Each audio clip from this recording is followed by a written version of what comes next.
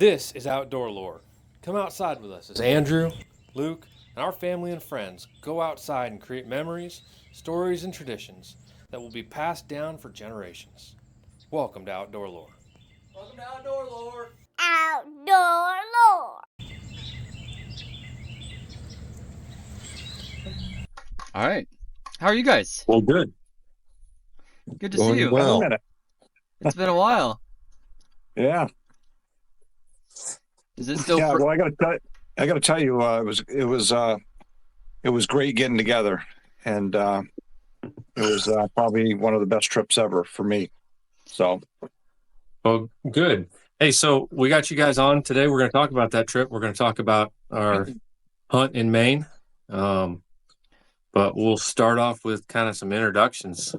Everybody knows who Andrew and I are, but Uncle Eric, you know, tell us a little bit about yourself and your hunting career and that kind of thing. I think Eric will do just fine. Eric, you do fine. Well, you are our uncle, so yes, proper respect. yes, Uncle Eric. yes, I am. But you're full grown men. So what was the question? Who are you? I'm getting old. Who am I? And tell us about your hunting career. My hunting career. Well, like Luke, I guess the majority of my deer number-wise have been shot out of a tree stand. But I haven't sat in a tree stand, well, except for Virginia, I haven't sat in a tree stand in decades. Nothing wrong with it. It's just not what I prefer.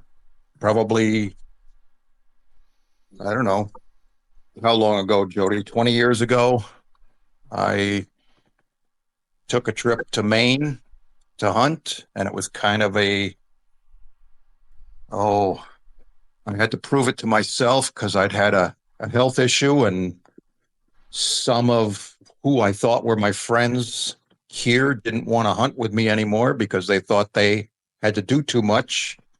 And a couple years later, I went to Maine solo and got a little wet snow and tracked down and killed a deer miles from a road. In fact, the guide from, not my guide, one of the lodge owners from the lodge helped me recover it. And I was already halfway back. And he said, I have never had to drag a deer this far in my life.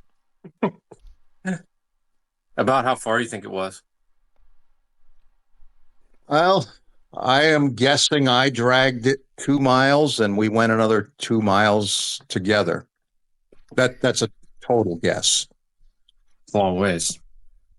That's a long ways. So you've been hunting in Maine for about 20 years then, off and on. What? Yeah, probably. I don't know. I think Jody and I were speculating on this. I think maybe I've gone 10 times. Okay. But you know, that Maine deer is not my biggest deer, but it's I'm most proud of deer. And that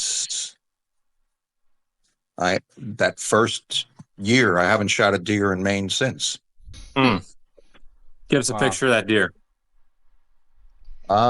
Well, I don't have a picture of that deer. I can show you a picture of a different deer. Actually, I do have a picture, but not on my phone. Right. Send it to us. Someone later. would show it to us. Yeah. Yeah. He was a long-bodied deer that would have been huge. He was the opposite. He was the opposite of Jody's deer. He was like a 6'4", 16-year-old that weighed 100 and, hadn't filled out yet. Gotcha. Small, well, a pretty but tight 8-point rack. 8 points, but nowhere near the width or height of Jody's 4, and nowhere near the width. He was way longer, and he had huge feet. He was just a teenager about to be a monster. Right. So Maine hunting is kind of what you've fallen into is your passion and how you most enjoy hunting then? Tracking deer? Yeah, absolutely. It's not the most, well, and you guys can attest to that. It's certainly, if you're looking to put venison in the freezer, for sure, it's a dumb place to go, especially as an out-of-stater. It's your chance. Yeah, your chance of being able to track in the snow and your chance of seeing and maybe shooting a very big deer are better than a lot of places. Your chance of knowing you're going to get a deer are much lower. Right. Well, I think we saw that. We'll definitely talk about that more. The deer density is just so low. Jody, what about you? Tell us a little bit about yourself and your hunting career. Well, as Erik said, Maine it's just kind of one of those magical places. And I think I started going up to Maine about the same time. I went up there in 2003 and solo, same thing. I just basically took it upon myself. I said, hey, I'm going to do this. Stayed at a particular lodge, and then I really wasn't happy with them.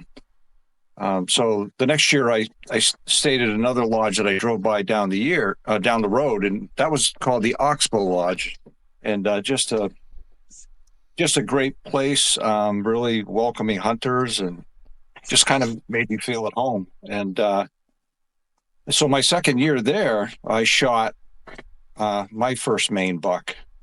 And just a quick story on that. My son had called me on Thanksgiving Day in 2004 and said that, he was sitting down with his mom having Thanksgiving dinner. And he said the wind was howling 50, 60 miles an hour, and it was cold. And up in Maine, it was hot. So the next morning, 16 degrees and trees down everywhere. I drove 17 miles out into paper company land, and I basically hunted where I could park my truck without fear of a tree caving it in. So, and I ended up shooting 7-pointer. I missed him walking. I shot him on the run, 178 pounds. And the taxidermist aged him. He aged him at 9.5 years old. Oh my goodness. Yeah. He was skin stretched over bone. I mean, wow. But yeah, that was a terrific hunt. And then the following year, I went up again myself, and on the same day, almost the same minute, I caught a glimpse of another just giant buck. I was coming out this road and I saw what I thought was a moose leg. And I was behind some willows, but when he turned and bolted, it was a huge buck. I've been hunting since 1975. That's when I got my hunter safety card in Vermont, and you had to go through the whole thing and take a test, 100-question test. I aced it. Was that 1875? Yeah, that was a minute ago. Yeah, I'd have to share some pictures with you because you don't remember it. but anyway, I like Erik, just absolutely love hunting Maine. It's just it's in my blood.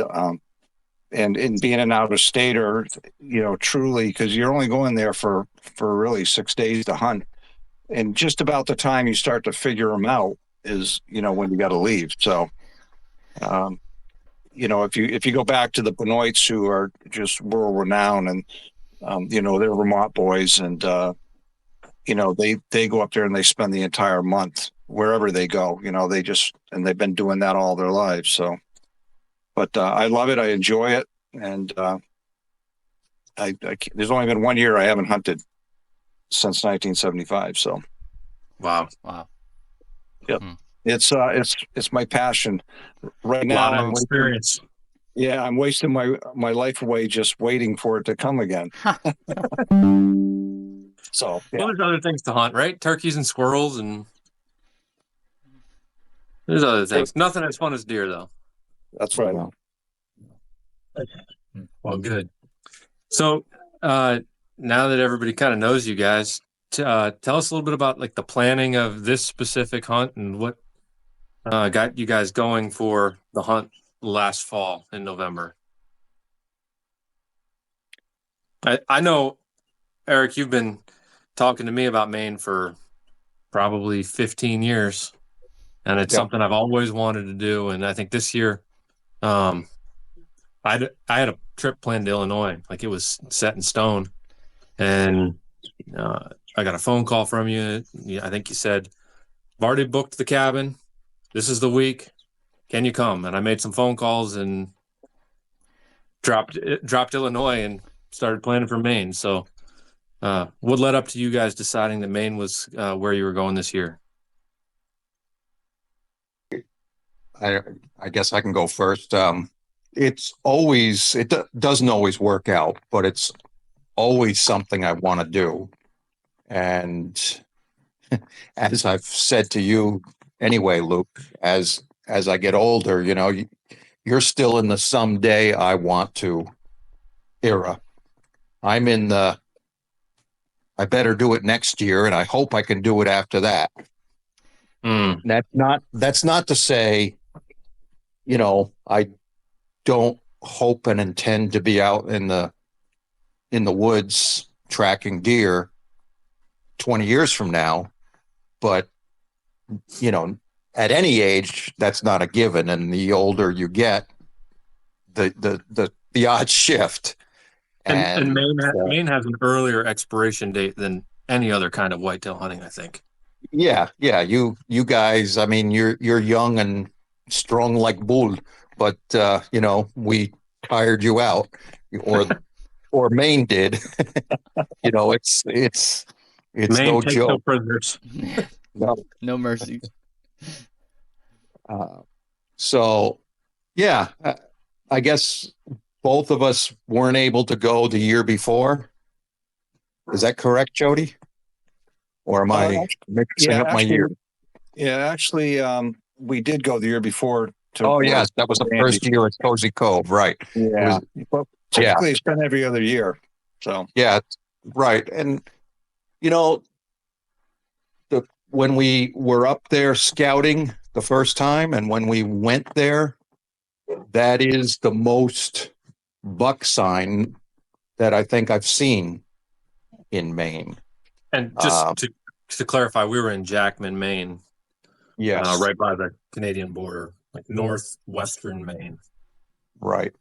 I was disappointed not with the deer movement this year, but I really, really wanted to get on and get you guys on the kind of gigantic, when you can lay a 30-06 shell sideways in a buck track. That's what I wanted to see, and none of us saw that this year.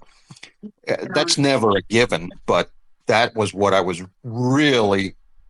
that's what I'm always hoping for, and that's what I really wanted to show and get you guys on. But I think Andrew and I got on that the last day. We'll talk about that more, but we were on something of consequence for sure. Yeah. So good.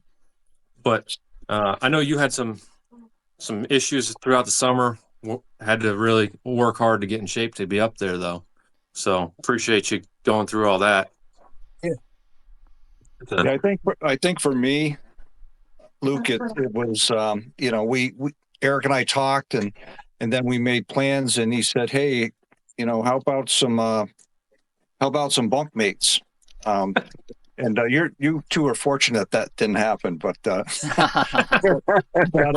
so yeah, I said that sounds like a great idea. And then and I know you both you and Andrew had an adventure just to get there.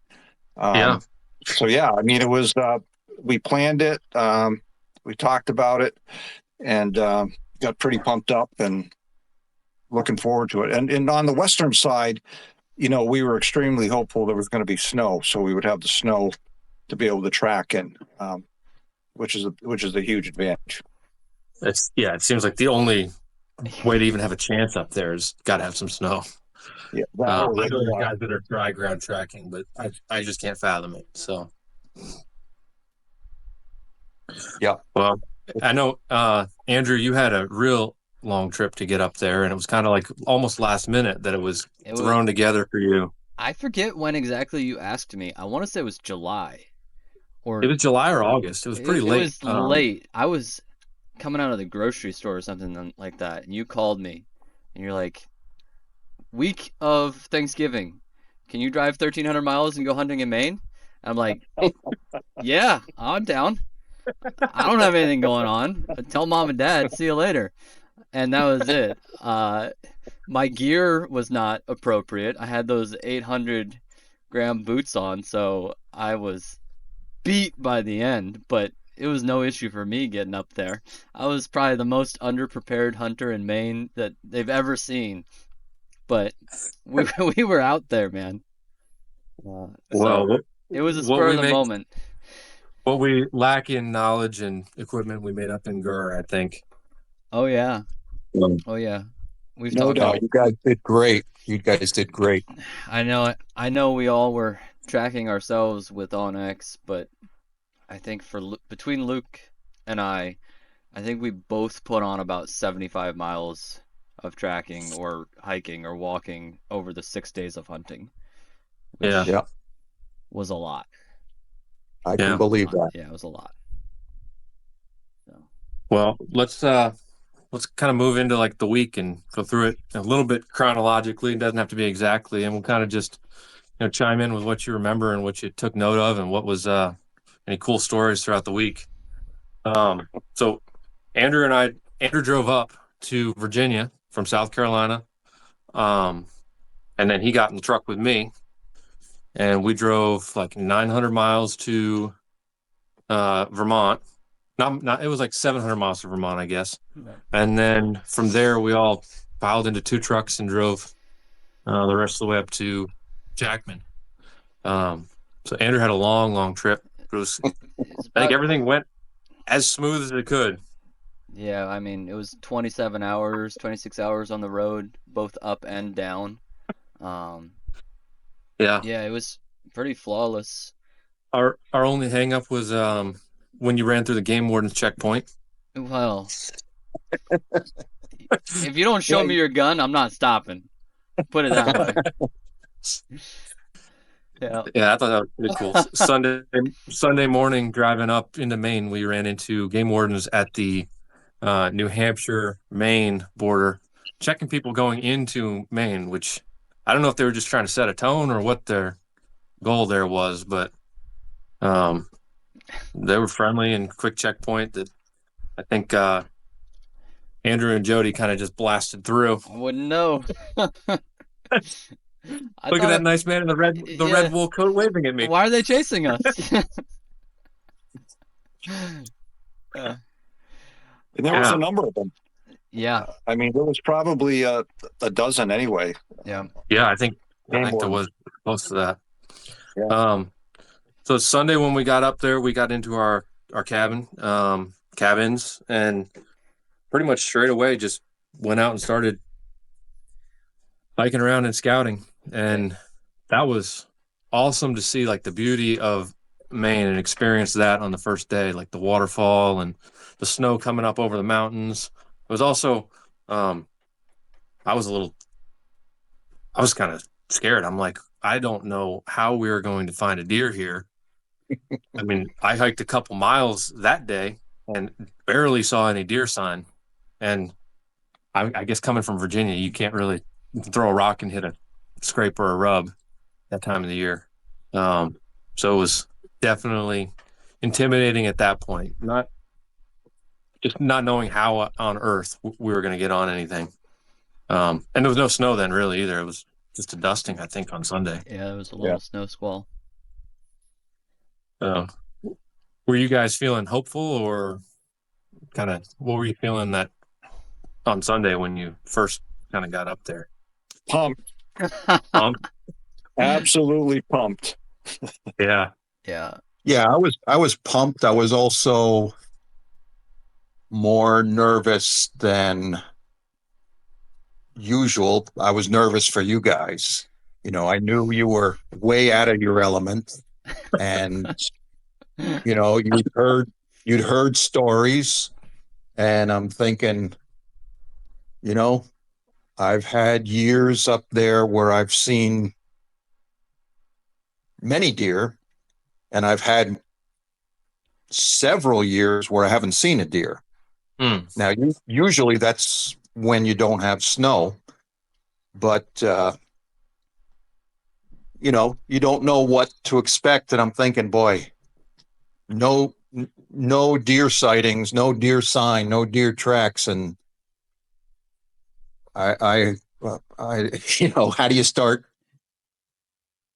How do you go back to the cabin and say, just keep trying, guys, just keep trying? Right. Well, we're pretty good at just keep trying. So Yeah, you proved that too. Yeah, You guys, there was no quit in you. That's kind of the Yeah. MO. Yep. Well, I think we actually never hunted in the area that we primarily scouted on Sunday, Nope. That's true. That's true. We never went over Um, there. which I think every day when we were driving up there, we saw trucks going in, and then even every evening we saw trucks coming out. And that Right. Sunday while we were scouting that area, what did we see? 4 trucks. Yeah.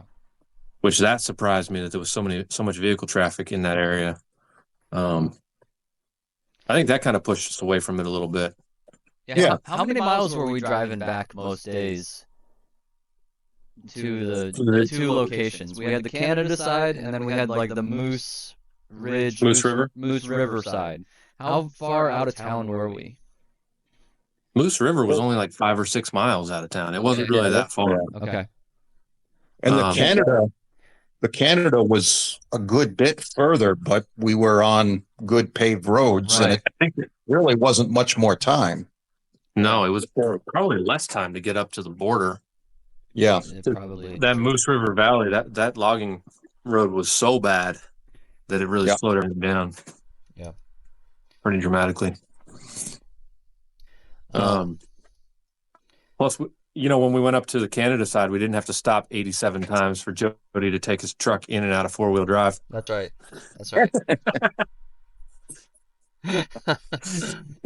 The good thing is, we mixed it up. I think that, we just didn't get hung up on one area, although we revisited a couple of different areas, and which I'm thankful for. But it was really, on the verge of snow.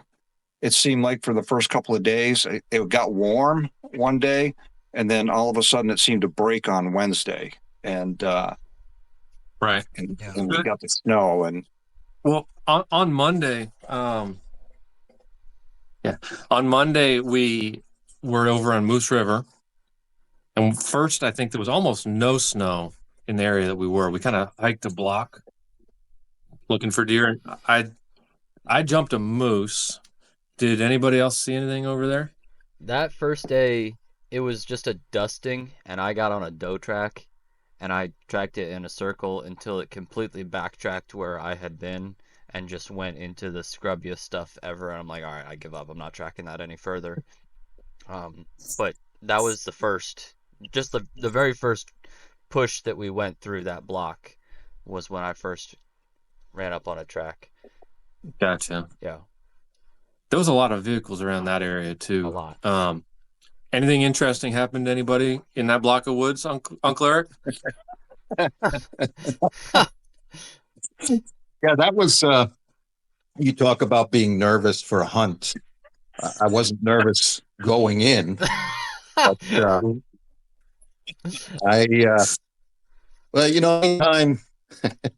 anytime I make the transition from sleeping till 7 and getting my coffee, doing my morning thing, to getting up at dark 30, and things just didn't click.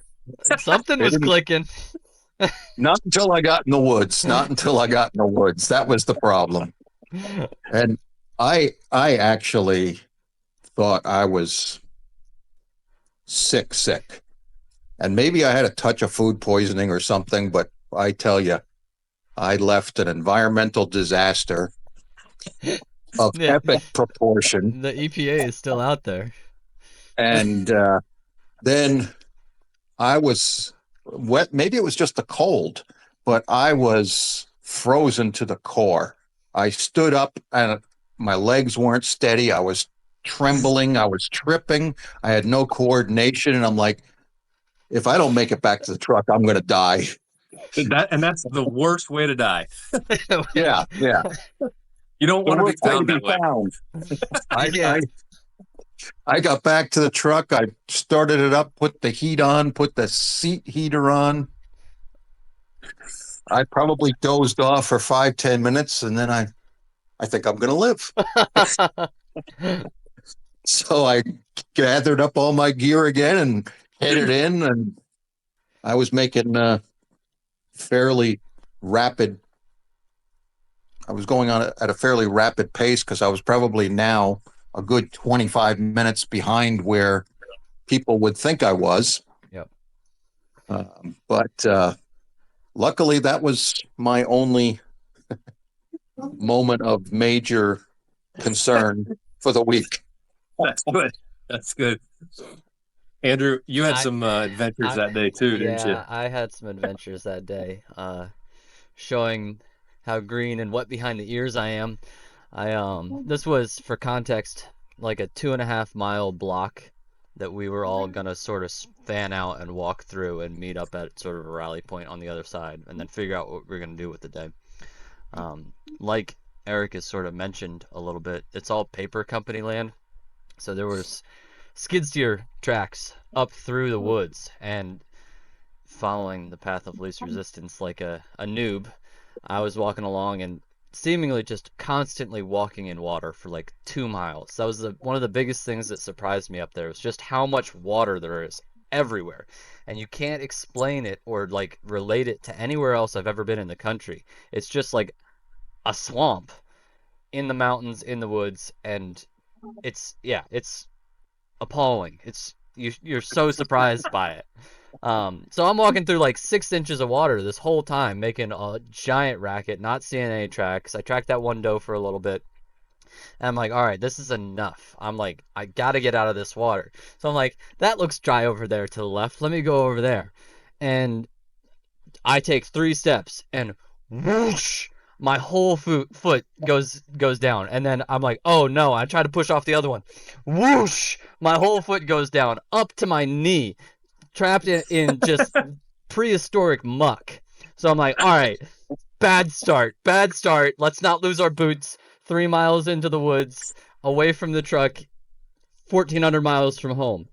So I have to put my gun down, and I lean over and I do a push-up, not budging. I have to go on my shoulder, grab my left leg, and yank it out of the mud. And then same thing, rinse and repeat on the right-hand side. And then, I mean, at this point, it's probably 10:30 Monday morning, first day of hunting. Boots full of Maine swamp water. I get to the other side, and I'm just so bad, That's so good bad. sound effect. I think we have some video of you dumping your boots I'll out. throw the video Yeah, on we here. And just an embarrassment. But I had good merino wool socks, and I was walking enough that I stayed warm, and thankfully y'all were gracious enough to share your boot dryers with me, so we were good the rest of the week. But I learned my lesson. Keeping your feet dry is very important, and just taking a little bit of a longer route rather than trying to walk straight through something. You just don't know how deep the water is. Right. Right. Yeah, I think that was pretty much the excitement for day one. It was. You know, kind of some. Oh, we broke through some ice with the trucks.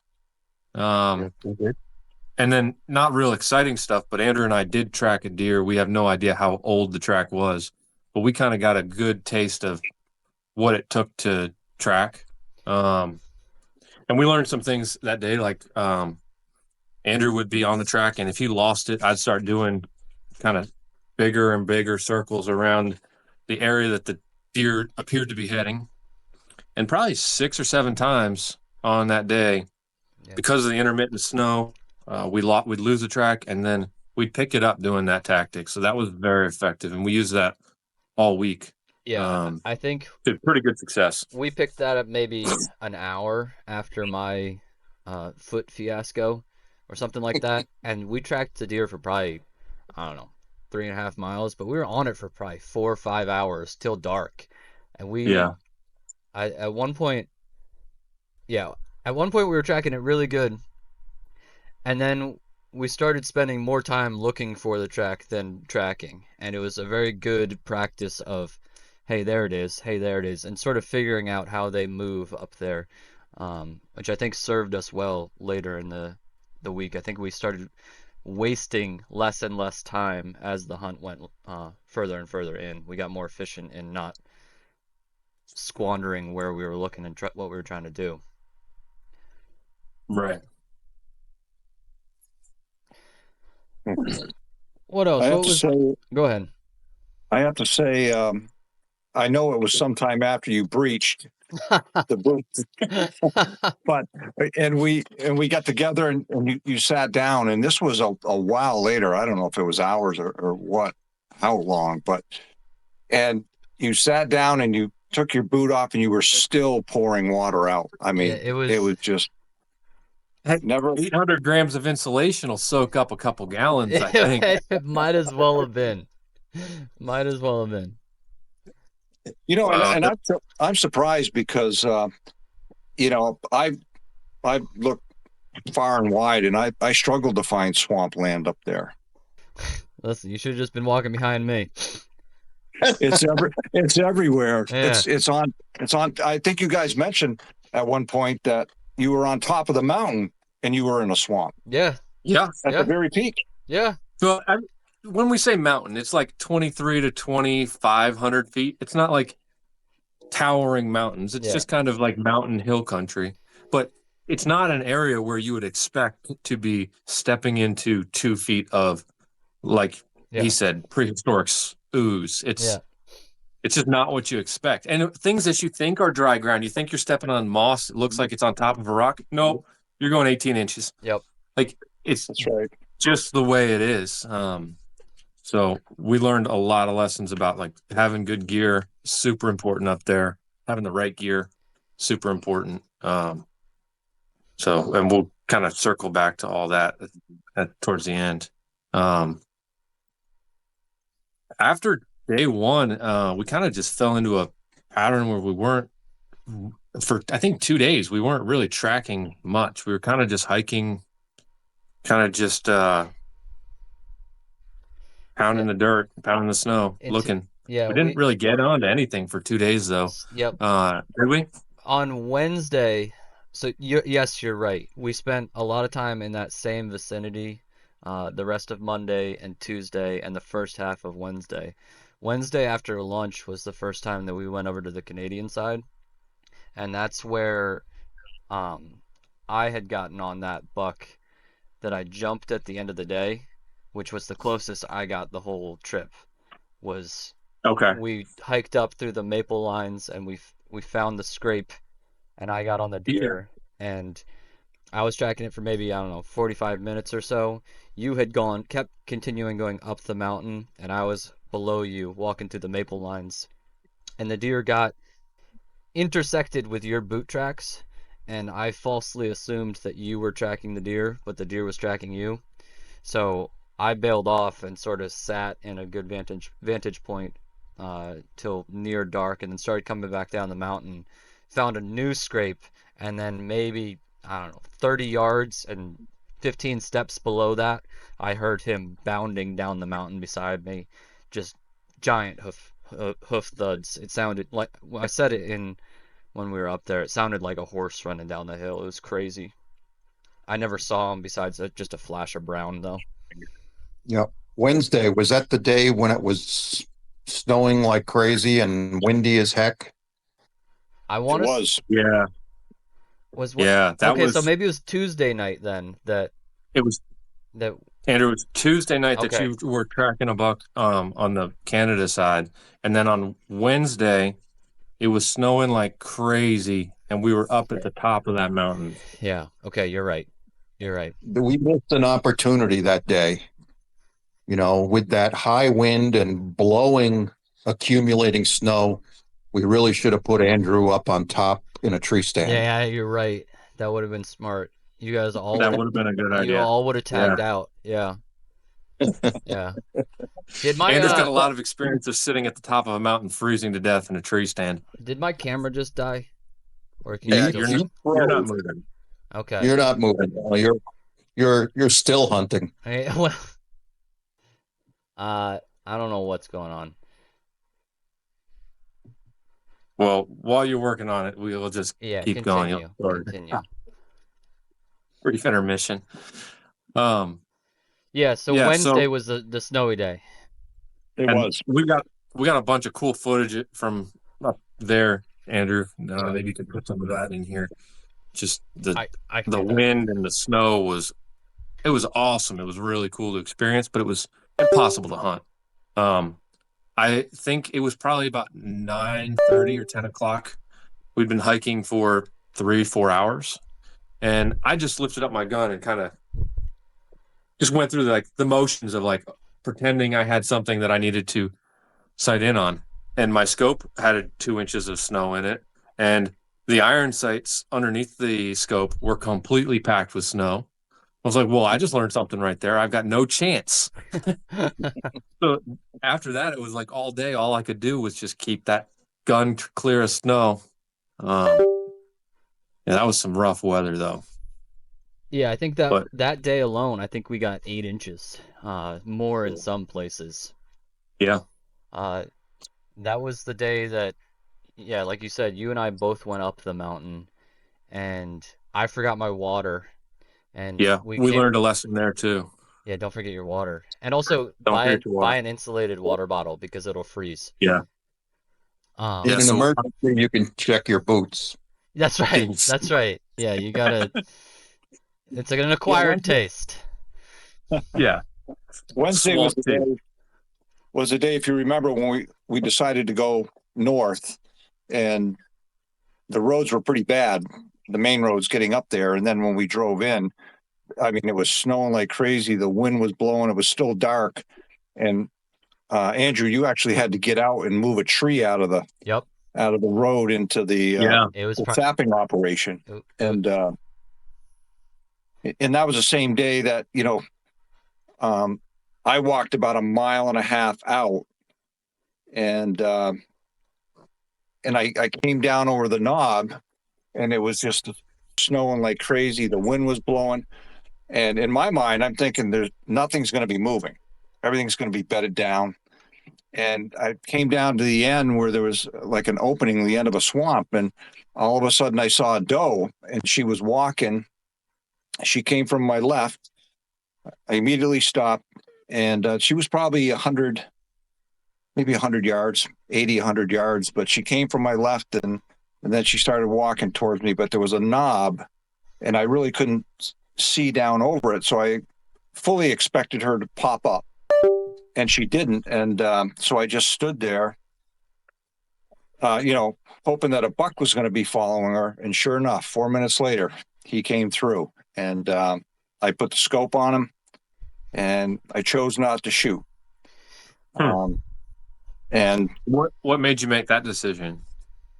I've hunted Maine enough, where even though it's been sparse as far as getting deer, I just felt like I was looking for something bigger, and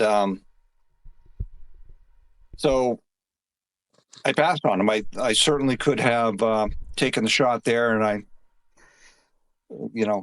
I didn't. But he walked the same path as the doe, and he disappeared. So then for the next hour, I stood there. I didn't move at all. I just had my gun cradled because I was waiting for another buck to come through. And you said you stood there for an hour? I stood there for an hour. I had this much snow on the barrel of my gun. I mean, I literally cradled my gun. It did not. I just stood there. I didn't move. And So then I decided to move, and I went down over and I saw what they did. They peeled off to my right into the swamp. And so I decided at that point I'm going to backtrack because I'm thinking this could be a hot doe, and maybe something else is going to come onto her track. And Right. I was fortunate. I got out into this thick area, and I picked up another buck track, not a large buck.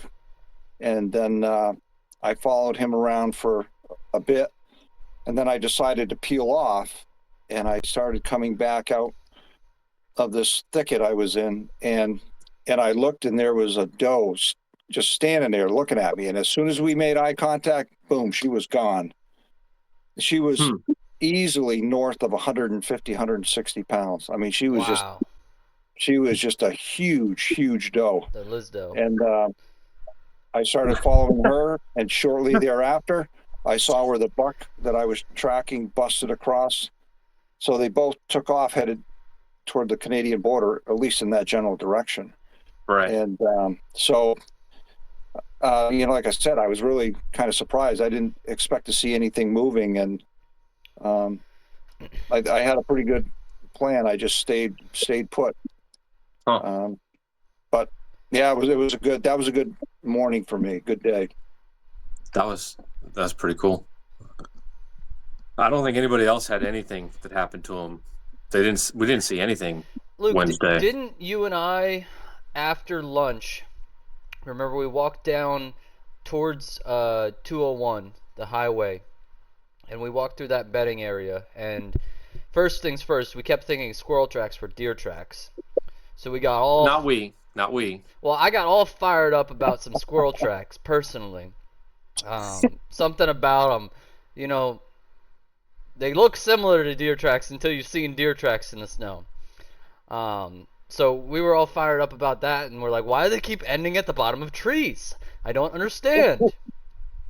But then we eventually came back up, and we started pushing up the hill, and we were having lunch, and we Was this after the snow had stopped? after the snow had stopped. It's maybe 1 o'clock in the afternoon. Yeah. We're having lunch. We're looking over that sort of ridge that's sloping down and away from us. Yeah. And we're just chilling, catching our breath for a little bit. And then we get up and we start going uphill, and we intersect with probably a group of 4 or 5 does, their tracks That's right. at least. And we're like, Right, all right, yeah. we're on them. And we start. This was the freshest thing we had seen all week. So And it was really fresh because there was no snow in the tracks at all. really, really fresh. So we get on them. We're in probably, I don't know, 6 to 8 inches of snow at this point in time because we're at the bottom of the mountain, so there's a little bit less. And we get on them and we're hoofing, and you're like, if you see antler, you shoot. I'm like, all right, here we go. So we start chasing these deer.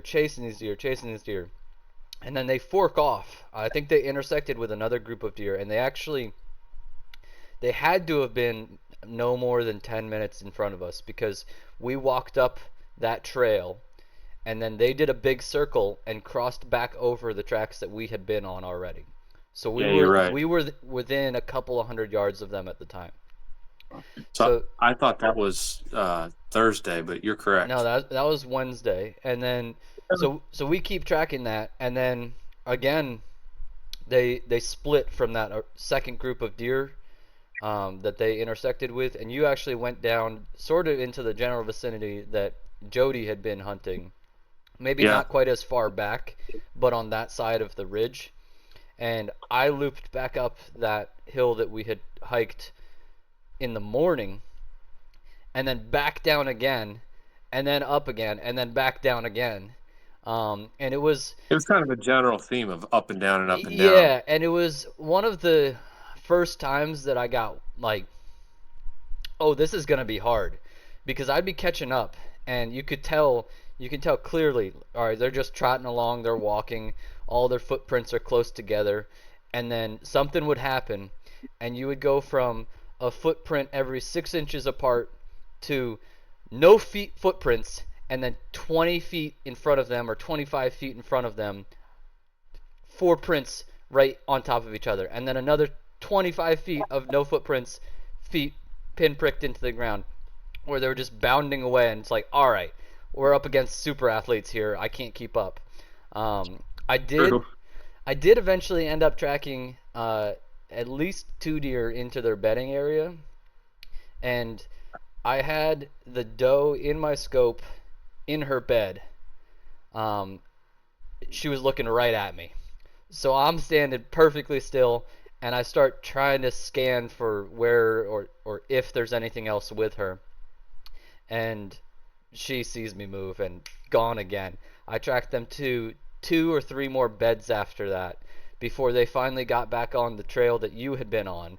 And we had walkie-talkie communication at that point in time, and you were coming up from the trucks, and I'm like, I think they're like 50 yards in front of me and probably 100 yards up the hill from you. Let's try to pinch them. And by the time we linked up again, I was completely gassed. I had probably traveled, like, as a crow flies, maybe 400 yards from where we originally found the deer, and hiked, I don't know, 1.5 miles, 2.5 miles to nowhere. And I'm like, all right, it's getting dark. I'm starving. I give up. That was the one of the better tracks that I had on my own that week. Yeah, I forgot about that. Yeah, that was a good one. Forgot about that. That was the first deer I saw clear that wasn't running. Was that Gotcha. doe? Yeah, Gotcha. That's exciting. it was a good one. I enjoyed that one a lot. Now, was Thursday? Was that the day, Eric, that you thought Andrew killed something? Oh, that was the most. I mean, I was excited, and then to the depths of depression hours later. I mean, I was so, so it was a bunch of, well, there was errors on I'd left my sandwich in the truck, and I don't know, an hour plus away from the truck, and it's starving. I'm running out of energy. I'm like, you know what? I just got to beat a line towards the truck and get my sandwich and not make this stupid mistake again. And as I'm walking through the snow, I see Andrew, what I was sure was Andrew's tracks, and it's going towards the truck. So I'm following it. And then it veers away from the truck. And I said, well, he's a big boy. I don't need to meet him in the woods. I'll go get my sandwich. And I go, and pretty soon I'm right back onto Andrew's tracks, and almost like I went a couple steps, and there is blood everywhere. I mean, blood everywhere, and deer tracks, and what I thought were Andrew's boot tracks. So now I'm picking up the pace, and I'm following it. Now I'm pumped. I'm excited. And like an hour later, this blood trail is getting thinner and thinner. And I'm like, I had never seen a deer bleed that much and go that far. I mean, and now I'm starting to panic. I'm like, he can't come all this way and lose his first deer. I mean, it can't happen. So now I'm running through the woods, and I'm running, and I'm hungry, and I'm tired, and I'm tripping. I'm covered in branches, leaves, and snow from head to toe. I must have taken 6 falls. I just keep running, and I finally break out onto the road where we were both parked, where both trucks were parked. And the tracks had gone this way, and by now there's like next to no blood. And I'm trying to figure things out, and I see tracks on the other side of the road, and like a foot away from where the tracks went in, there's a drag mark coming out. And I'm just standing there kind of looking perplexed, and obviously looking pretty disheveled, and because this Dodge or Ram truck comes by, And he stops and he says, "Are you all right?" And I said, yeah, no, I'm fine. But I think my nephew shot a deer and I'm trying to figure out what's going on here. And he said, "Where did he come out?" And I pointed. I said, "Right there." He says, "Yeah, that's not your nephew." And my face must have just dropped. I mean, I had all I could do to congratulate him. He had shot it the day before, I guess, and then tracked it, come back in the morning, tracked it, shot it again, and went on this cross-country journey. I don't know how much blood that thing, it must have been a couple quarts high at the last Mhm. bullet change because it was leaking like crazy. But That's got to be a story. oh, I was so depressed. And then, he says, "Do you need a hand?" I said, "No, you passed my truck up here, right? A white Chevy or GMC and a black Ford." "Oh yeah, it's right down the road." Well, it was about 2 more miles. So by the time I finally got to my sandwich, I tell you, I was dragging, depressed, and Well, if the guy who's driving that Ram trucks ever sees this, we'll have you on the podcast. Yeah, come on. there you go. Get the other side of the story. So that was Thursday. Did anybody And else have so any I think adventures Thursday? Thursday was probably our biggest hiking day. I hiked like 12 or 13 miles that day. Yeah, I think I did the same. And I think we hiked so much, Andrew, because we were just south of the Canadian border, kind of like in the next block Yeah, down other from side of the Canada. river. Yeah, and there was more traffic and more fellas. Like, it was unbelievable how many people were out. Like, you'd get to every little parking spot and there'd be a truck or two. You couldn't hike for 40 minutes without a truck driving past you. Or Um, tracks in the snow, boot tracks. Yeah. Every time I'd find a deer track, I'd follow it for a little ways, and I'd end up on a boot track following the same track. Yep. And that's also the day where I tracked the baby moose for a ways. Andrew tracked squirrels and I tracked moose. So Well, I think there was more than one day that you did that. I'm not gonna lie. okay, well I just wanted to see a moose, Andrew. Well, I don't begrudge you of that. Actually, I did see a moose that day. I remember that now. I saw a moose. I did see a moose on Thursday, a big cow moose. That was pretty cool. Yeah, that was the day I think I got some footage of that. you and I started separately. I started down. I sort of was like, all right, let's not go up the mountain this day because Wednesday I'd run ragged and I'm like, all right, I'm not gonna push it too hard. I'm gonna try to. I remember saying, I'm like, I'm gonna use my brain today. I'm gonna outsmart them. 14 miles later. 14 miles later, I didn't outsmart them and I didn't see a deer. But We did see two. We saw two deer that day. We saw two does You're right. up in the Maple Run. You're Those were right. the first deer I saw in Maine. I could have shot The only both deer. of those deer easily. Yeah. Were. This was after lunch. We had met up. I had been tracking a deer down by the river that eventually I was tracking. I had to have been close behind it because it crossed over the road where we had driven in, where there were no tracks there in the morning, and I had been tracking it for maybe, I don't know. We started at 6 a.m. It was probably 10 by the time I got back to the road, and right on the road you could see fresh tire tracks and then boom, boot tracks chasing the deer that I had been chasing up the road. So I'm like, all right, there's 4 hours wasted. So I cut back to the truck and I think we met up north of the truck and went up the mountain together. And you had gone further up the mountain from me, and we were maybe, I don't know, a mile apart. And you bumped those two does. When I They say ended up running right past you, right? right past me, I could have hit them both with a baseball, like easily. And they were like, "What are you doing here?" They like stopped and stared at me. I'm like, "Get out of here." So that was so we started really seeing deer And- that day. Yeah. And you know what? That day, because I was tracking a buck that was following those does, and I never saw the buck. Mm-hmm. Because I remember after that, I kind of took off on my own. Yep. And was really on something, but I just ran out of light. Yep. And Eric, that's the day you picked me up. You drove in somewhere and picked me up. It was like way after dark by the time I got out of the woods. So Did you see What anything about- that day, Jody? Not that day. The day that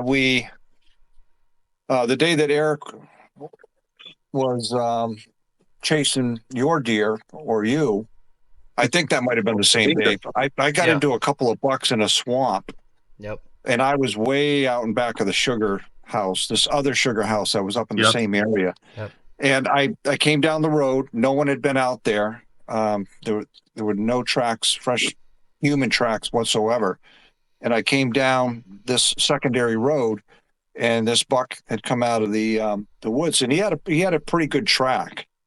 Not the track that Eric was describing earlier. And those bucks do exist. I mean, when you see one, you will unquestionably, no doubt, Yeah. have seen a monster track. I mean, they're just enormous. But this was a good buck track, and I followed it into this little swamp, and then there was another buck in there, and I was doing the same thing, Andrew. I was almost breaching, stuck. They were just bounding in circles. It was like a frenzy in there. There had to have been a hot doe, but I couldn't catch up to them. I finally had to just get out of the swamp and get my bearings, and I kind of did a perimeter and did not see where they came out. So, but by then it was getting late, and that was the day where I had come back down to the sugar house, and then I went out in front of it down into the swamp, and then when I came back out, I saw someone taking a stand. This was just before the evening, and Andrew, that was you, because when you walked back down to the truck, we met up. Yep. So I'm not sure one what thing thing- that was, but I think that was Thursday. Every day we'd get back to the trucks for the cabin, and we'd kind of be debriefing our day, going through it. And Andrew and I'd be like, yeah, today, we were tracking. We did 8, 9 miles. We did 10. We did 11. We did 12 miles. Whatever we did, Jody would be like, yep, I had 15 today. Yep, I had 14 today. So we took to calling him the old bull moose, because he just covers that ground different than everybody else, it seems like. Long strides. So that was impressive to see every day. Jody and he'd have the tracks to prove it. I did 14 miles today. Yep. one foot in Always front of going the a other. little bit further. So Yep. that was inspiring to see. Yeah, we had to keep up with you guys. That's for sure. Yeah. You definitely kept up. You guys were impressive. Yeah. I don't know. I'd like to talk about a quick little experience that I've never seen this in the woods ever Yeah. in my entire hunting career. And I had taken a stand down by the swamp, and this was earlier in the week, and so I was headed up just about dark, and I was going up the bank. I still had probably a mile walk out to the truck, and I thought I saw a flash, and I'm thinking, I stopped, and I'm looking and looking, and I didn't know what it was. So I was coming up through all of these willows that the moose, they basically chew them down to knee high, and it was Right. just a tangled mess. And I got caught up in it, and I went down on the ground, and all of a sudden I heard, Jody, you okay? And it's Luke out in the middle of nowhere in the dark, almost dark. And he picks me up off the ground. Yeah. Never. I mean, what are the odds of that? Right. I mean, Well, I think that was the day you did 14 miles, and you were just out of gas at the end.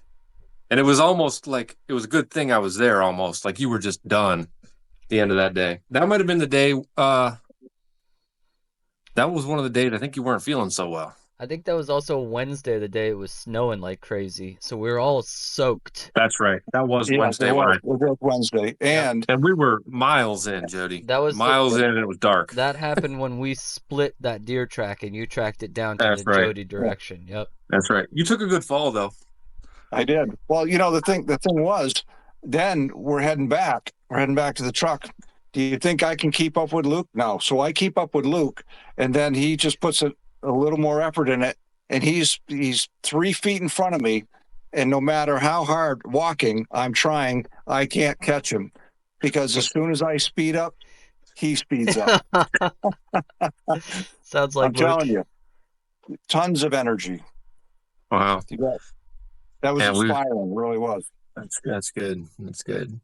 I guess that was Thursday. Anything on Friday that you guys remember? I don't remember anything from Friday. I mean, we'll talk about it. I'll probably remember in a second. But were we back up in the Maple Runs by Canada on Friday? No, Friday we went back to closer to our original location. We went back over to the Moose River. Moose River. Yep. Yeah, you're right.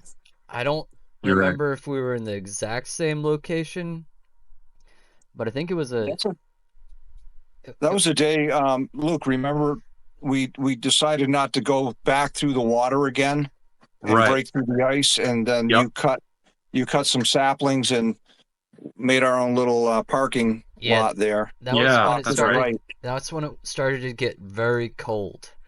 Okay, I'm remembering now. So the cold front moved in. Yeah, I think we all hiked a lot that day. But Andrew, remember it would have been Wednesday. I took a fall on the top of the mountain in that bad snow. Yeah. And I wrenched my knee pretty bad. And it was to the point where I was like taping it up with tape and just trying to like hobble along with it. And it was weird. I'd be hiking and all of a sudden it would lock up and I'd fall. Like I could hike for like 2 miles and then all of a sudden it'd lock up and I'd fall. So I fell a lot on like Wednesday, Thursday, and Friday. Saturday. Towards the end of the day, and Saturday too, towards the end of the day, I think I'd only done 8 or 9 miles. And well, I had a goal of 10 every day, and I didn't get it that day. But I went back to the truck and I got all of my clothes on, everything, like all my extra clothes, my in case of emergency clothes, put everything I had on, and I got my saddle and my stand, and I hiked about another mile up into the woods, and I just hung in a tree for 2 hours probably, and I've never in my entire life been colder. The wind was howling, and the cold front was moving in. It was brutal. Yeah. It was brutal. I don't know how anybody would ever do that. I want to say that day the high was about 15 degrees. So I think so. That was Friday. It wasn't the coldest day, but it was real cold.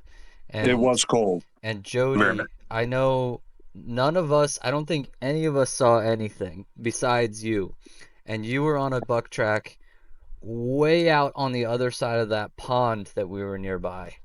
Because I know you got a text through or a signal message, and I'm like, oh, I see where he is. I'm gonna try to wrap all the way around this pond and cut this deer off. So I don't know. It was probably 2:00 when you sent your message that you were on a deer, and I'm like, off I go. Here I go. I'm gonna wrap around this pond, and we're gonna meet up and pinch this deer.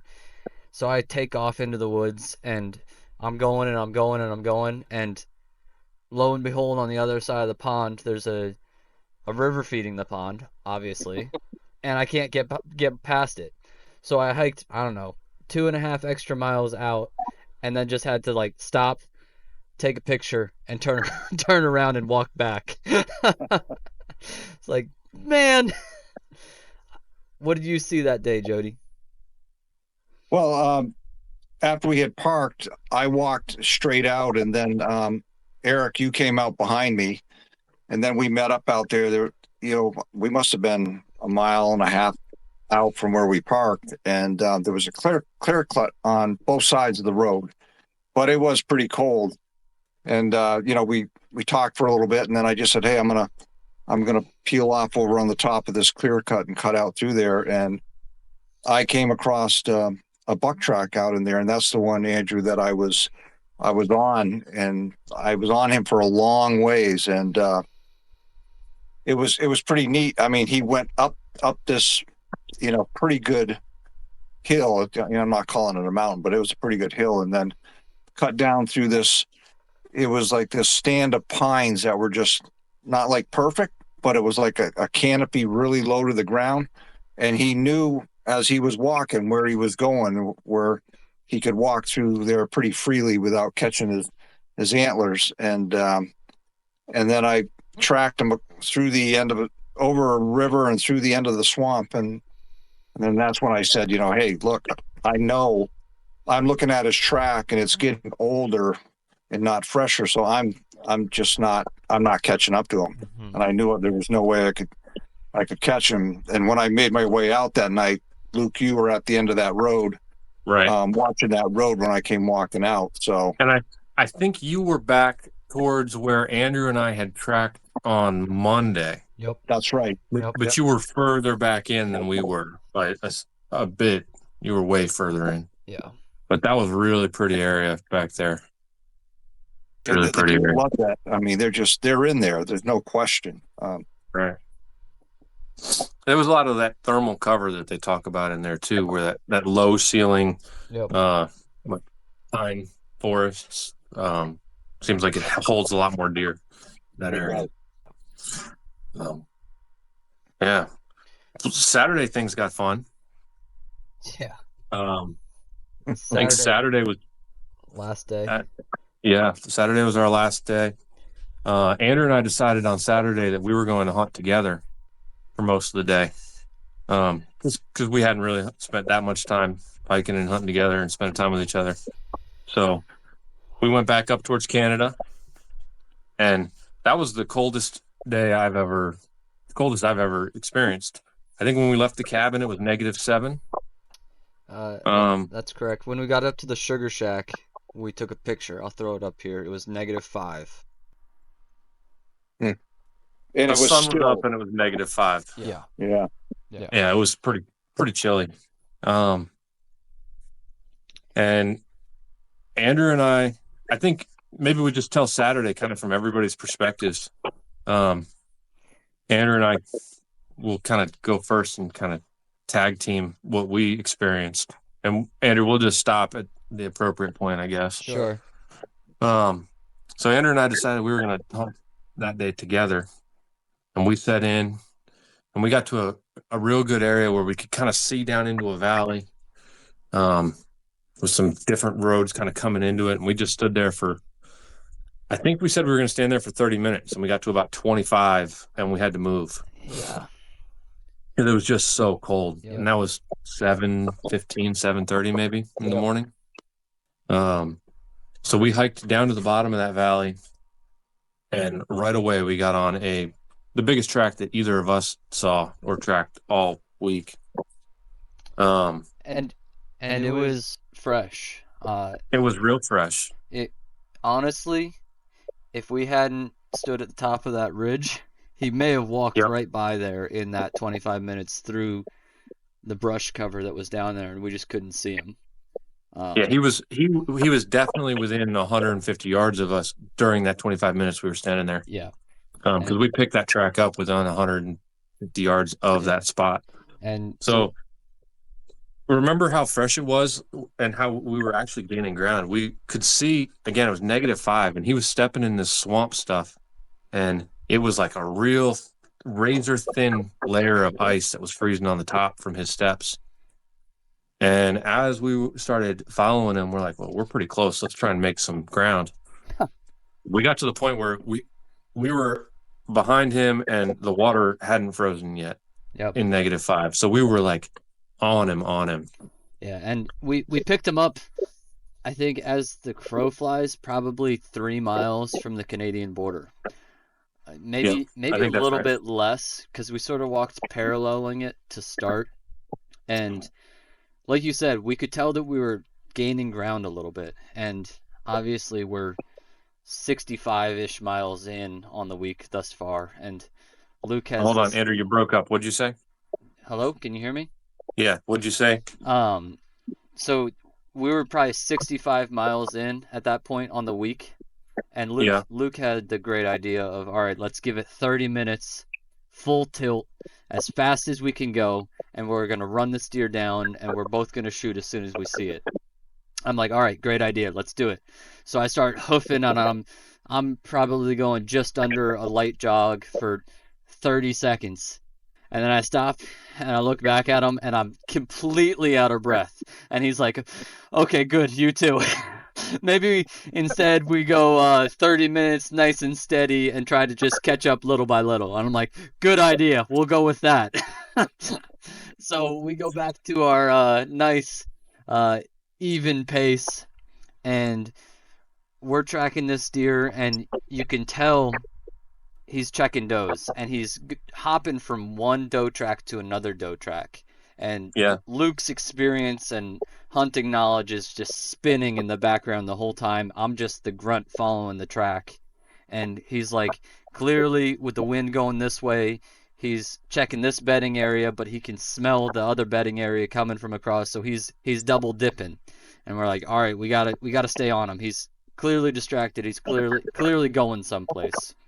So we're hustling and we're hustling and we're hustling, and he's checking more and more deer, and we're getting closer and closer to the border.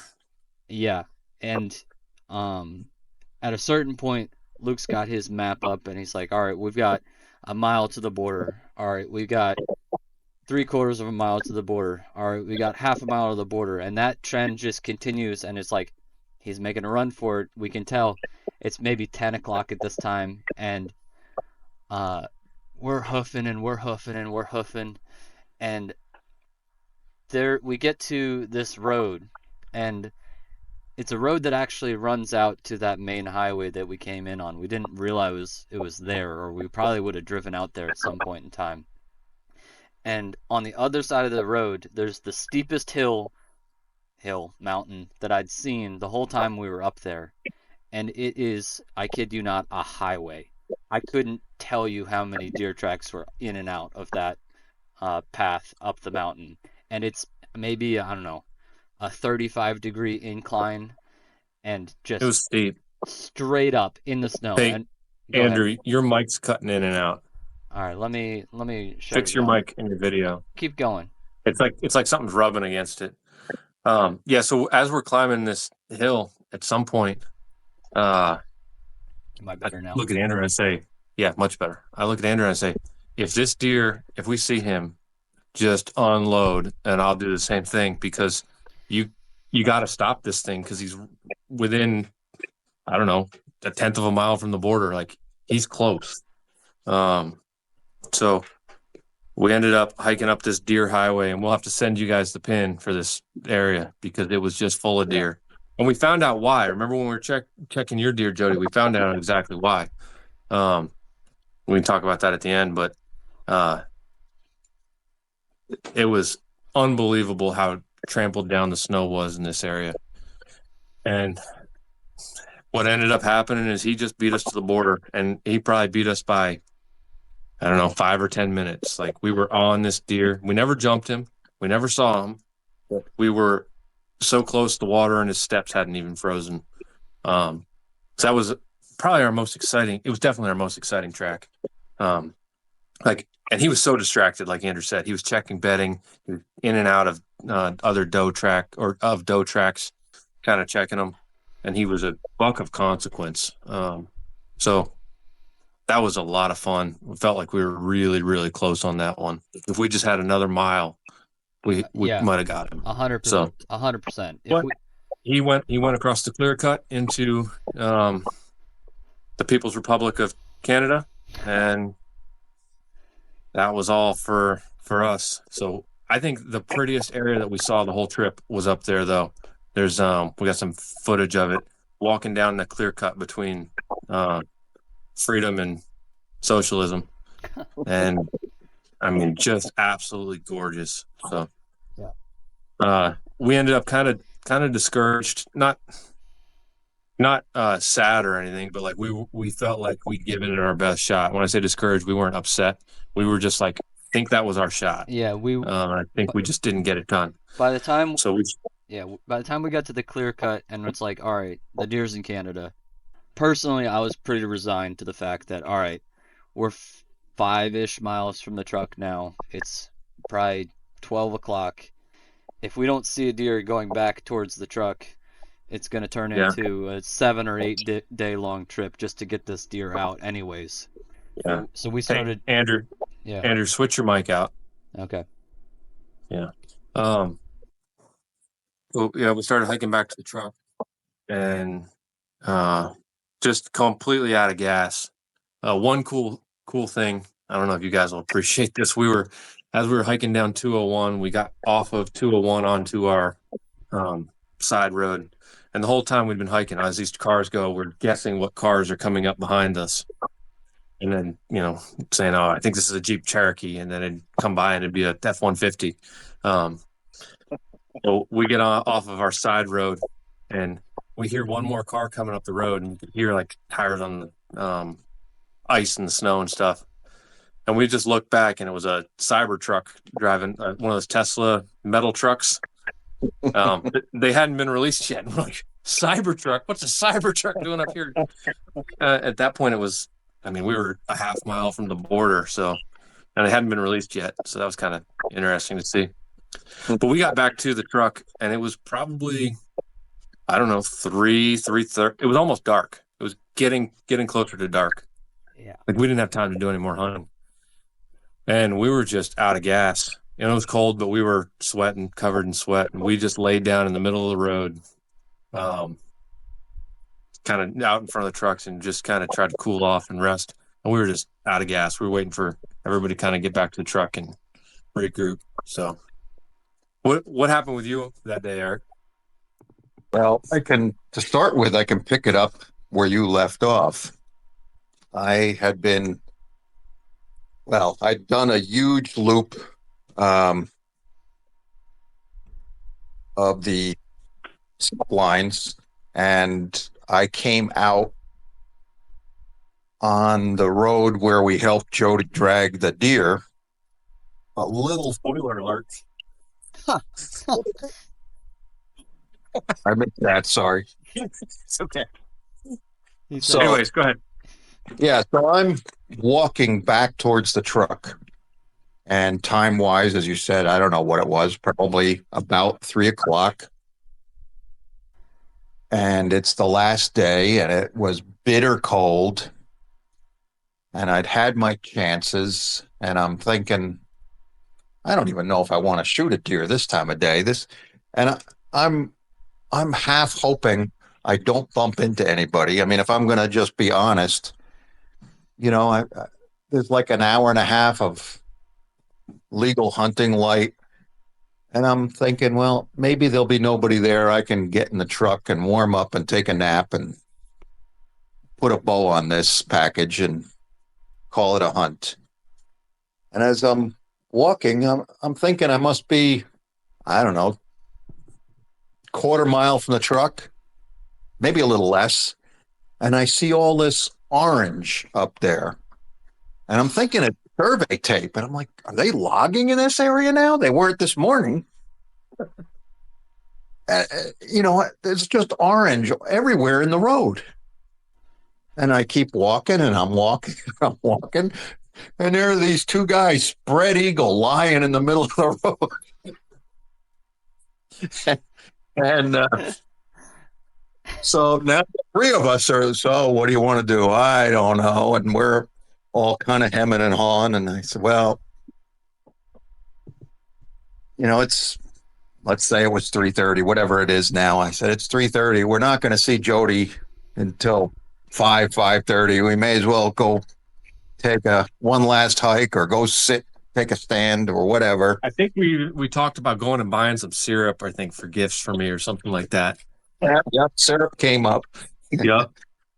And then I don't know whether I spotted him first or one of you, but all of a sudden there's like a scene from The Walking Dead, this zombie coming down the road, 1 foot after the other, barely lifting, just like, and That was Lurch. I said, Jody, what's up? And he says, well, I got some good news and I got some bad news. And he went on for about 10 minutes on the bad news.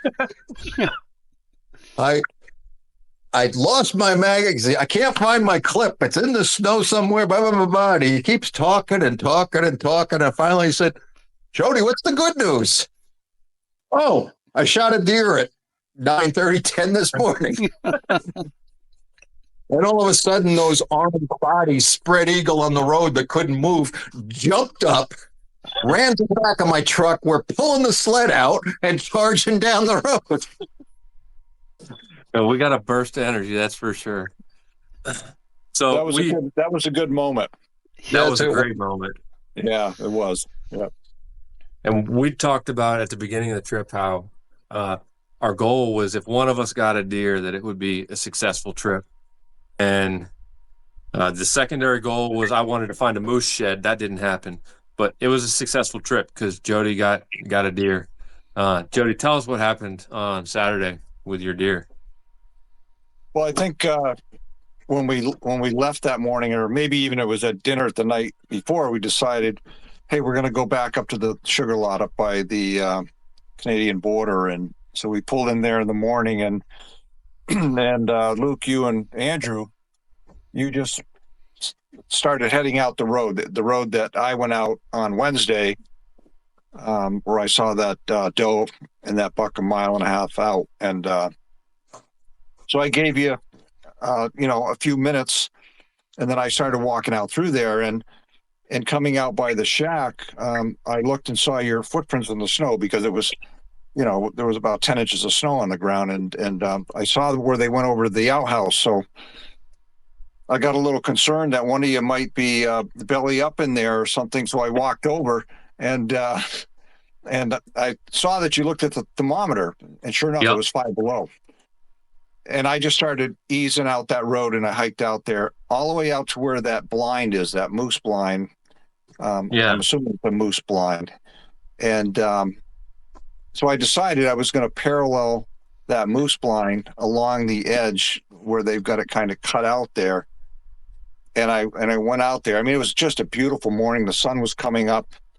It was bitter cold, 5 below, no wind, just really no movement at all. And I walked down in there, and I came to a brook, and it took me a little while to figure out how I was going to get across because there was a lot of ice.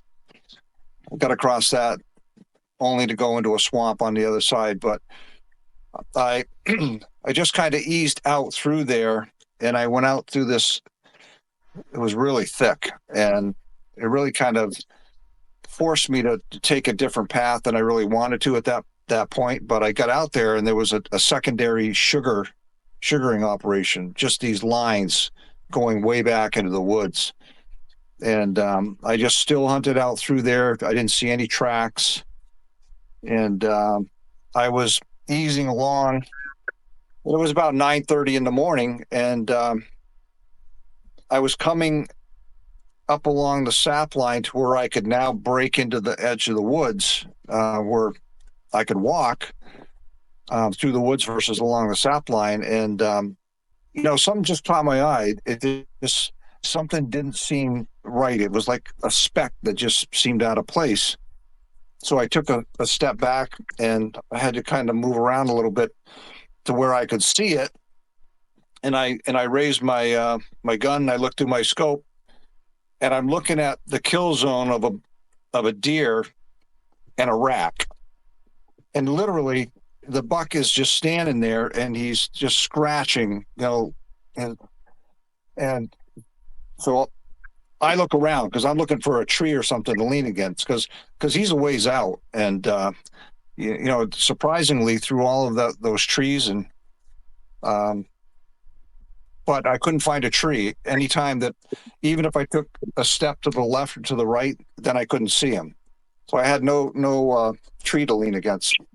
So I just put the scope on him. I had to wait, I don't know, maybe 30, 40 seconds for him to move his antler. And when he did, I just took a quick little breath and squeezed, and all of a sudden I see this doe come flying across from my right out quite a ways. And I go to jack another shell in. He's gone. I don't see him. And I don't have a clip. And so I take a few steps forward to look to see if I can see anything. I don't. I go back. I look for my clip. 10 inches of snow. I basically had to take off my backpack and get my round out and just put a round in the chamber. So then I started easing straight out to where I saw him, and I was taking my time, and but it seemed like it took a long time. It seemed like I walked forever, which I didn't. But and then I finally came across the doe track where she busted across. And then, I don't know, I took maybe 10 steps later and I couldn't believe it. He was standing there broadside looking at me for about 3 seconds. I raised my gun, I shot him. He took a couple steps forward and boom, hit the snow. And Wow. I just could not believe that he didn't take off. And what I found when I shot, I had hit behind the shoulder, more of a midship versus. So I think he was in shock, and but he was standing there, and You mean with the first shot? yeah, with the first shot, Okay. and the second shot I dispatched him, but and then I'm thinking, well, this is like 9:30 in the morning. The guys had to have heard the shots. I figured you guys heard it, and I thought before I was done field dressing. I would see you guys coming up through, but No, remember Andrew and I ran for 30 minutes straight. oh, That's yes, right. you That's did. right. That's right. We were halfway to Canada by then. Yeah, I found out about that at dinner that night, but yeah, you did. You guys took off. So I field dressed him, and I dragged him for, to me, it seemed like I dragged him for a mile, but it wasn't quite a mile. I found out afterwards, but I dragged him out to where I saw the buck and the doe on Wednesday, and I had marked where the buck went down. I had marked where I saw the buck and the doe, and it was 330 yards distance. So I'm pretty sure that the buck that I passed on Wednesday is the one I shot on Saturday. I'm almost positive. Wow. That's pretty cool. And so I dragged him, and all the way down to where I went in by the moose blind. And then at that point I said, well, I'm going to go back to the truck and get the sled out of Eric's truck and come back for it. And that's when, Lurch came around the corner and and saw you guys. So, but yeah, I was, I'm not sure what time that was. What, 3 in the afternoon? 3 maybe? Yeah, about. 3. Yeah, about. Yeah. Yeah.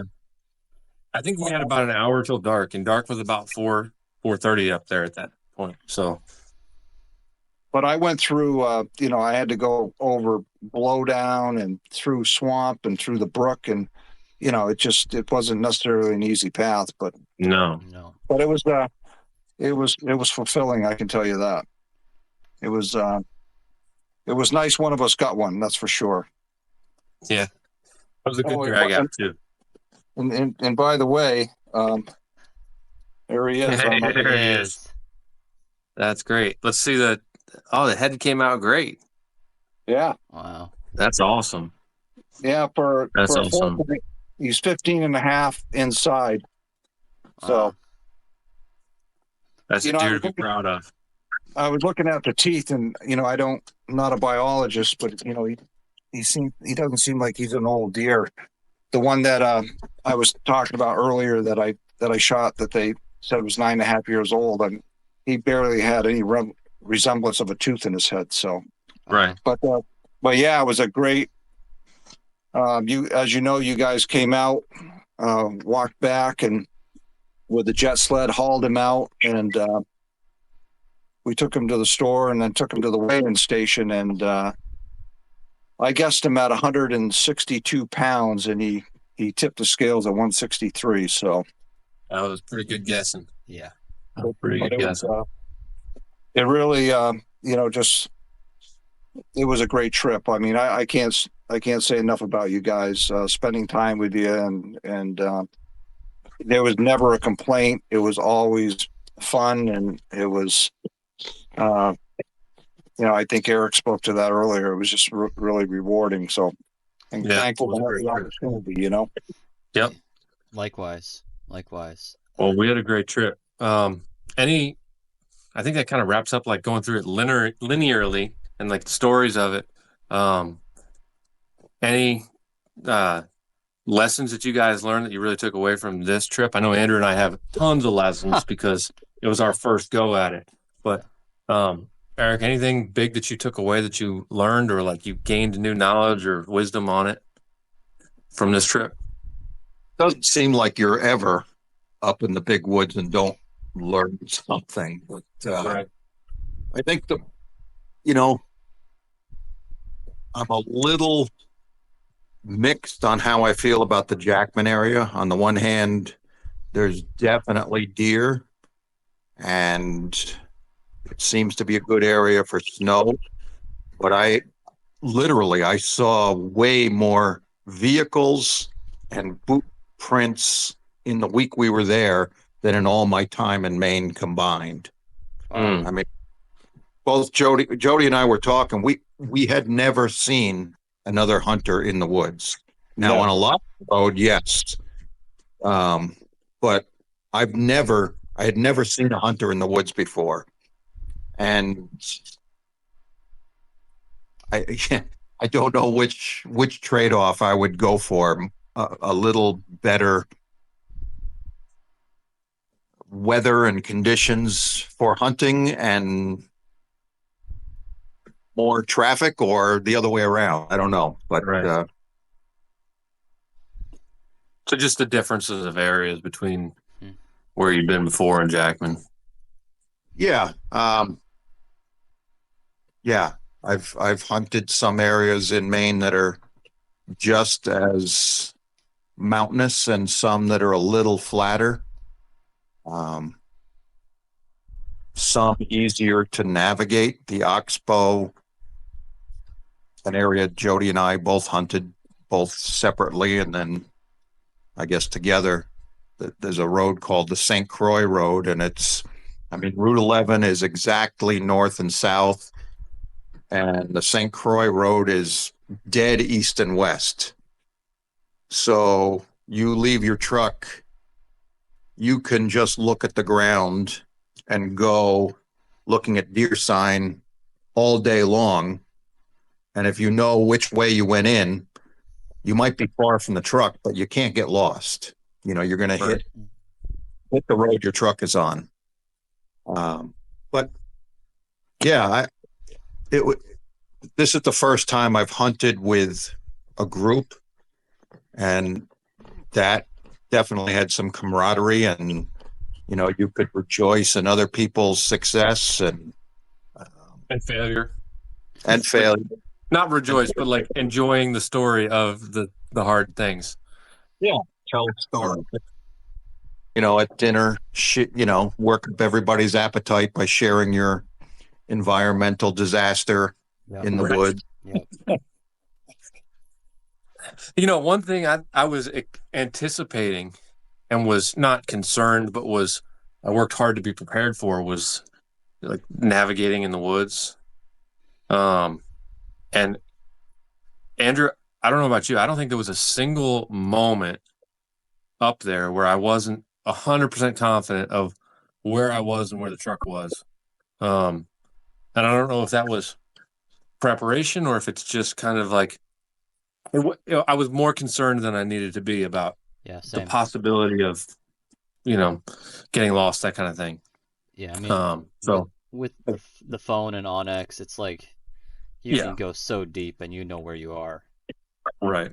Onyx is important, but I feel like even without Onyx, like there was never a moment where we were really turned around about which way was which. No, you get turned around in like the micro scale. Like if you're trying to walk east, sometimes the land just wants you to end up walking north, just because of the way it all looks the same, and the way the trees are cut, it'll push you one direction rather than another. But in terms of where you are, big picture, you can kind of keep track of it. Yeah. I mean, obviously he's got to have the compasses, and the Onyx makes a huge deal. And we had the GPS with the truck marked, that kind of thing. But it was a lot easier than I was anticipating that in that aspect. What about you, Jody? Any big lessons or things that you learned this year compared to other years? Yeah, I have to echo what Erik said, and that is really the amount of traffic that we saw and people, and I ran into a couple of guys in the woods, and I saw others, but we didn't. I never experienced that before. When you left the lodge or where you were staying, that was it. And then you might pass a vehicle or see a vehicle, but in the woods, I had never come across anyone ever. So Right. and for me, there's something about the solitude and being remote, and because when I pack my my fanny pack, I'm in it, for the day. I mean, I just keep walking. I keep walking until I reach a point where I feel, well, it's about time I need to start going back in the other direction. But yeah, there was definitely more people, more deer sign, but more people. I agree there. Andrew, what was your biggest takeaway? What did you learn the most? The deer are more athletic than me, no matter how hard I try. I was just over my head and over my boots at times in terms of trying to keep up with them. I think Right. personally, You had gear issues too. I did. So, to some extent. Yeah, I didn't have the right boots, admittedly. So my hips were dead by the time we got to like day 4 or something like that. So it was a lot of grit to get through that.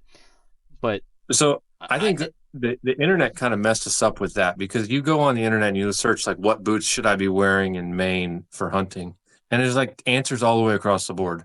The answer is uninsulated boots. yeah, and I didn't. That is just the answer. And I didn't If have. you're going to be tracking deer, the answer is uninsulated boots. Yeah, If you have any insulation, your feet are going to get hot and sweat, Yeah. and you are going to end up colder than you would be with uninsulated boots. And if your feet get cold, just walk more. yeah, Um, exactly. so the answer for Maine, which it seems super counterintuitive because we're in -5 some days, is just uninsulated boots. Yeah, thick And in socks. Virginia, I need my 800s because I'm sitting in a tree Right. Yep. for 12 hours, Even though dark it's to dark. even though it's 38 degrees out. I mean, it can be 40, and if you're sitting in the tree, 20 feet up with the wind blowing, your feet can get cold even with 800s. Yep. So that's the big takeaway, I think.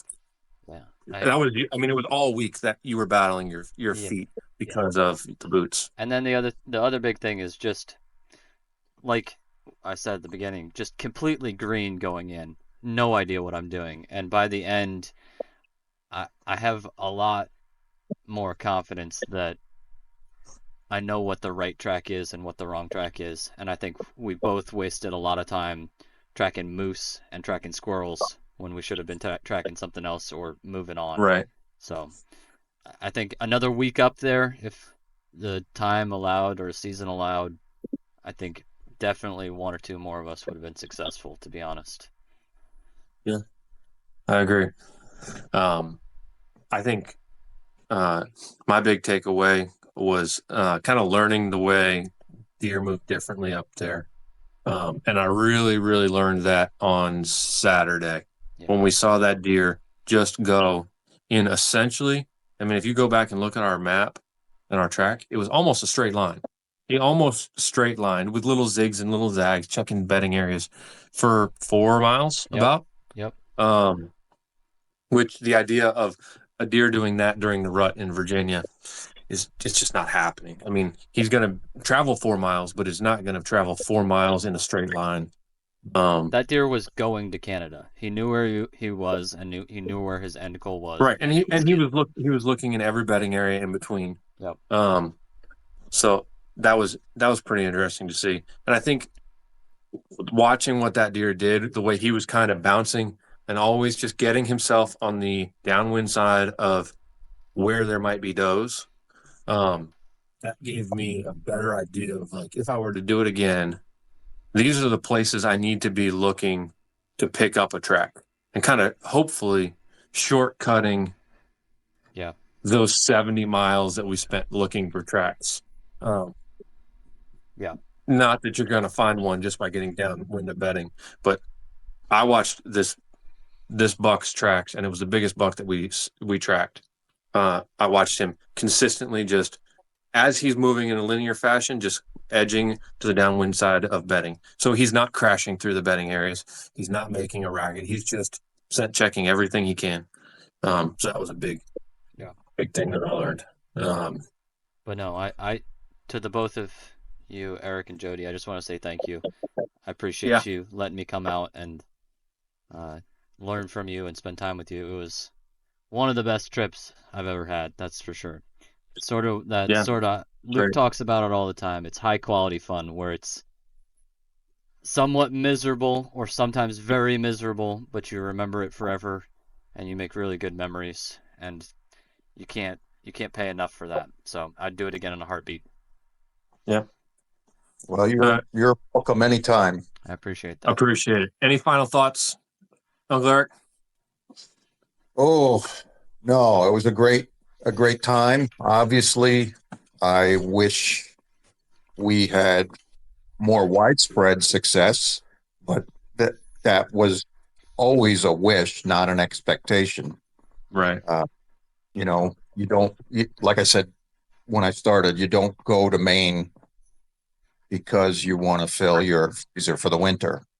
I mean, that's always the ultimate goal in hunting, but that's not if I had no meat, I'd call you guys up and say, hey, can I come sit in a tree stand for a couple days? And right. I got and you kill 3 deer. Yeah. Right. Like way about the same as one up there, but I really enjoy that kind of hunting. It's not, again, I'm repeating myself, but it's not the most productive, but you're really just pitting yourself against an animal and nature. Yeah. You're just going, you're testing your limits, you're testing your knowledge, you're testing your instincts, you're making lots of mistakes, and even after doing it, you listen to Hal Blood, and well, I made the wrong move there. This guy's been doing this the whole month for whatever 40 years now, and he still goes out there and makes mistakes. Right. He gets his deer every year, but he spends a month trying to do it. Right. Well, and you're trying to beat the absolute best animal at being alive in the woods, and I'm convinced of that. And I say that based on the fact that there's white-tailed deer in the vast majority of states. And they live in everything from suburbia to the Northwoods of Maine to inside city limits to the swamps in the Everglades. They're the best creature, I think, at least in North America, at being alive in the woods. And you're trying to beat them on their home turf, and you've got 6 days to do it. Yeah. And you live in a house. So it's definitely a huge challenge, and it's a different challenge up there in Maine. Yeah. What about you, Jody? Any final thoughts? Yeah, I think for me, I didn't see that big track that Erik spoke to, in the very beginning. That really, when you see one, it just changes everything. You can have aches and pains; they immediately go away. And for me, we hunted on the eastern side, and we didn't get any snow until the final day. And so hunting on the western side, our hope was to get snow. That we got snow on Wednesday. So, pretty good tracking snow. So that was a success, not seeing the big track that we had hoped for. I know they're there. Does it mean we go back there or we go somewhere different? Who knows? But I'd like to do it until I can't. And absolutely. So it's just being out there, and trying to being on their home turf and trying to outsmart one. And you know what? I didn't track mine. I got lucky. I got fortunate because I noticed something didn't look right, and I took a moment to step back and it paid off. So Yeah, absolutely. yeah. I think for me, like I'll say what Andrew said, very grateful to you guys for taking us up there and kind of showing us the ropes and showing us a different part of the country and really a different part of the world from what we're used to. Also very grateful to both of your wives for feeding us, having food for us, and artisan bread every day with our meals. That's right. So we were grateful for that. It would have been a lot harder to do without good food in our bellies. So, yeah, I think it was a excellent experience, and we're looking forward to maybe someday doing it again, but definitely hearing you guys' stories. We've got lots of other places and things that we want to hunt. We want to always hear the stories from Maine from you guys. So hopefully next fall we'll hear more about you guys' trip up there. Are you guys going to make it up there this fall? That's the intent, Good. is to send you both 2 pictures that make you Yeah, regret. Yeah. Right. Yes, Right. that's right. Well, we bought licenses, so I guess Good. we're committed. And you know what? I've got I'll have trail camera pictures from Virginia that I'll be sending you guys here soon. Friday, Right. I'm going out and putting up the rest of my trail cameras. So big buck picture should start rolling in here soon. And I'll let And I'll let you know how it is swinging in a tree stand cold, not seeing anything. I'll make sure to keep you in the loop on that. Yeah. absolutely, Andrew. Any final words for you? No, I'm excited to do more stuff. I'm the newbie here. I'm looking forward to getting back to Virginia to spend more time in the woods. Uh, my new job up there, I can hunt on that property. So it's about 2,200 acres, not all huntable, but I'll have permission to get in there and bow hunt. So hopefully I'll have some good stories coming out of that. But And I've got some good intel that there's some giants on that property that he's going to hunt. So pretty exciting stuff. I'll keep you all in All the right, loop on that. guys. Well, we're grateful for you for joining us and staying up late and talking to us. And we're looking forward to hunting with you again, hopefully soon, and definitely hearing your stories. So, Our pleasure. if there's nothing else that anybody has, again, thanks for joining us, and we'll see you all next time. See you later.